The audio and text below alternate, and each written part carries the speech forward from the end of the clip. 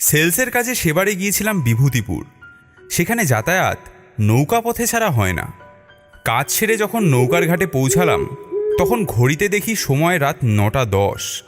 এদিকে আকাশটাও মেঘলা করছে। ঘাটে পৌঁছে দেখি চারিপাশ ফাঁকা। একটি লোক ঘাটে নৌকা বাঁধছে। ও দাদা, শ্রীরামপুর যাওয়ার নৌকা কখন আছে? শেষ নৌকো মিনিট 10 আগেই চলে গেছে, আবার কালকে সকালে পাবেন। এই বলে লোকটি যেন একটু ভয়ে এদিক ওদিক দেখে নিল। দাদা, আপনি এখন এখান থেকে চলে যান। আকাশের অবস্থাও ভালো নয়, আর রাতে এই ঘাটে থাকাও ঠিক নয়, কারণ গভীর রাতেই সে আসে নৌকা নিয়ে। বাঁচতে চান তো চলে যান এখান থেকে। খবরদার, কোনো নৌকায় উঠবেন না কাল সকালের আগে, বুঝতেই পারছেন। এই বলেই লোকটি হন হন করে হেঁটে অন্ধকারে মিলিয়ে গেল। লোকটার কথাগুলো আমার কেমন জানি অবাক লাগলো। আমি কেবল একাই এখানে থেকে গেলাম। চারিপাশ অন্ধকার। কি আর করার, এত রাতে এই অচেনা জায়গাতে কোথায় আর যাব? তাই কাছের একটা বেঞ্চে গিয়ে বসলাম। কিছু সময় বসে থাকার পর গঙ্গার ঠান্ডা হাওয়াতে চোখটা লেগে আসছিল। এমন সময় জলের শব্দ পেলাম। দেখি দূরের গঙ্গার অন্ধকারের ভিতর থেকে একটি নৌকা এগিয়ে আসছে। ও নৌকা, এদিকে এদিকে, শুনছেন? এদিকে আসুন। আমার গলার আওয়াজ শুনে নৌকাটা ধীরে ধীরে আমার কাছে এগিয়ে এলো। দূর থেকে বোঝা না গেলেও সামনে আসতেই দেখলাম নৌকাটা বেশ বড়, অন্ততপক্ষে 10 থেকে 12 জন বসতে পারবে। আর দেখতেও ঠিক সাধারণ নৌকার মতো নয়। নৌকাটির ওপরে বড় বড় করে লেখা পরপারের সঙ্গী। নৌকাটি যে চালাচ্ছে তার মুখ ঠিকঠাক দেখা যাচ্ছে না। ফ্যাস ফ্যাস গলাতে সে জিজ্ঞাসা করল, কি, কোথায় যাবেন? শ্রীরামপুর যাব। যদি নৌকা করে ওখানে পৌঁছে দেন খুব উপকার হতো। টাকাটা একটু বেশি লাগলে তা দিয়ে দেব। ঠিক আছে, উঠে আসুন, আপনাকে সঠিক জায়গাতে পৌঁছে দেব। আমিও আর কোনো কথা না বাড়িয়ে তাড়াতাড়ি নৌকাতে উঠে নৌকার ছাউনির ভেতরে গিয়ে বসলাম। নৌকার চালকটি নৌকাটি নিয়ে এগিয়ে চলল। আপনি এখন বুঝি বাড়ি যাচ্ছেন? হ্যাঁ, আমার বাড়ি পরপারে। পরপারে? সে আবার কোথায়? এমন জায়গার নাম তো শুনিনি। নৌকা চালকটি এই কথা শুনে সামান্য মাথাটা তুলে আমাকে একবার দেখল। লণ্ঠনের হালকা আলোয় দেখলাম তার চোখগুলো যেন কোন কোটরে ঢুকে গেছে। আরও অবাক লাগলো এই দেখে যে সে নৌকা চালাচ্ছে না, সেটা আপনা থেকেই চলছে। এইবার বুকের ভেতরটা ছ্যাঁত করে উঠল। মনে পড়তে লাগলো সেই ঘাটের মাঝির কথা। নিজের মনেই বলে উঠলাম, আমি ঠিক নৌকায় উঠলাম তো? এ আমাকে ঠিক শ্রীরামপুর পৌঁছে দেবে তো নাকি? খুব সাহস সঞ্চয় করে বললাম, এটা শ্রীরামপুর যাবে তো? যেখানে নিয়ে যাচ্ছি চলুন, বেশি কথা বাড়ালে।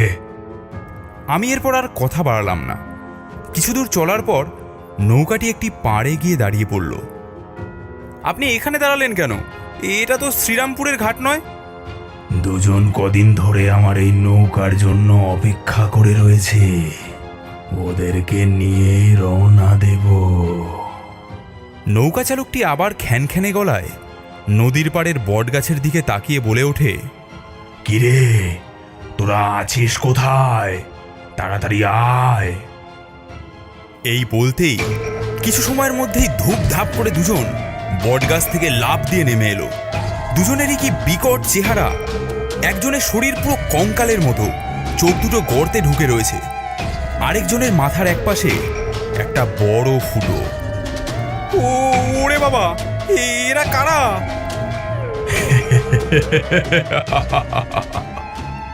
এরাও আমাদের সাথে পরপারেই যাবে। আমার জন্য এরা অপেক্ষাতে ছিল। লোক দুটি চটপট নৌকাতে উঠে আমার পাশে এসে বসল। কঙ্কালের মতো দেখতে লোকটি আমাকে বলল,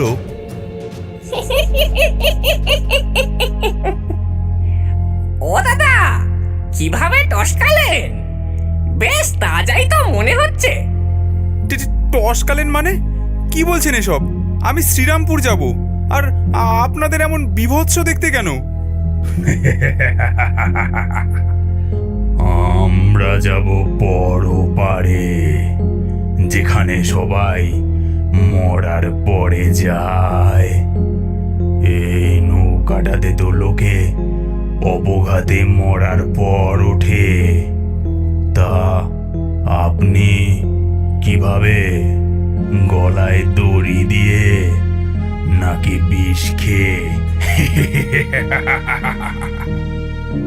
আমি তো পুলিশের গুলি খেয়ে কবের থেকে এই বট গাছে বসে আছি। আজকে যম মহারাজ এলো। কেমন নির্বিকারভাবে দুজন কথা বলে চলেছে।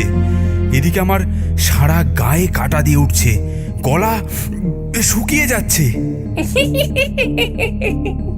যম মহারাজ, আপনি এত দেরি করলেন কেন আসতে? ফলিডল খেয়ে টপকেছিলাম, তাই বারবার তেষ্টা পাচ্ছিল। এদিকে পবিত্র গঙ্গার জলও খেতে পারছি না, বাড়ির লোক পিণ্ডি বিসর্জনও দেয়নি। উফ, সে কি ঝামেলা! শুনেছি পরপারের কালো জল খেলে তেষ্টা মিটে যায়। দাদা, এরা এসব কি আজগুবি কথা বলছে? আমার বাড়ির লোক আমার জন্য অপেক্ষা করে আছে। দয়া করে বলুন না, শ্রীরামপুর আর কত দূর? শ্রীরামপুর?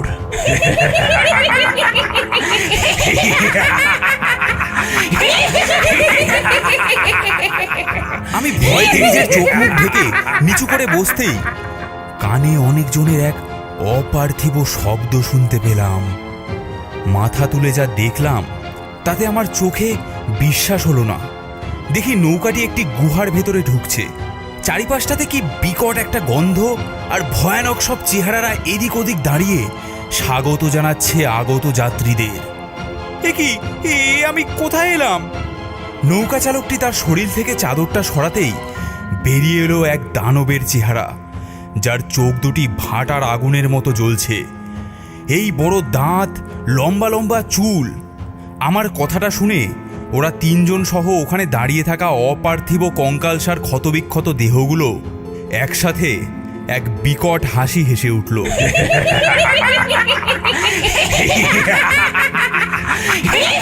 নৌকা চালকটি বলল, আরে মূর্খ, তুই এখন নরকে এসেছিস। আমি হলাম যম। তুই আর ফিরে যেতে পারবি না। এবার থেকে তোকে এখানেই থাকতে হবে। কি বলছেন? না, হতে পারে না। এর মধ্যেই কয়েকজন কঙ্কাল আমাকে ধরে নিয়ে চলল সেই অন্ধকার সুড়ঙ্গে।